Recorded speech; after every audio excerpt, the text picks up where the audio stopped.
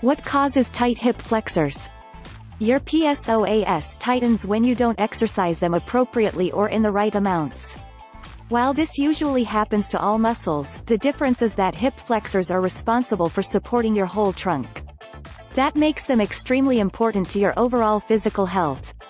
If left alone, you'll experience issues all over your body, not just in your hips and pelvic area. One of the biggest problems with the modern lifestyle is that we spend so much of our time seated. From driving, sitting in class, behind a desk, or down at a table while catching up with friends over a meal. It's too much. This bad habit has resulted in us not using and strengthening the muscles we need to support our bodies. You know the saying, if you don't use it, you lose it.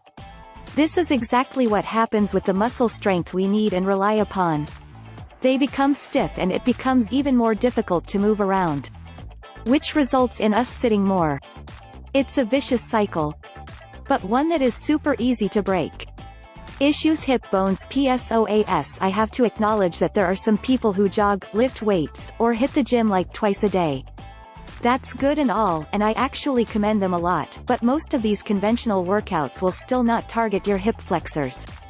This is why even though you might spend a lot of time exercising, you still find it hard to move freely or to assume certain positions. Your body will continue to be rigid because you haven't loosened your hip flexors yet. Who knew? I certainly didn't. I know I was in pain and something was off. I started doing stretches like Pilates and some yoga moves to even just release the tension. And it worked, to a point. I was able to find some relief, for a little bit, but the pain would always come back. It turns out the exercises I was doing weren't the right ones for my PSOAS, so they still weren't helping my back pain, mobility, or posture in any way. Then I discovered, unlock your hip flexors. It was simple and worked like a charm.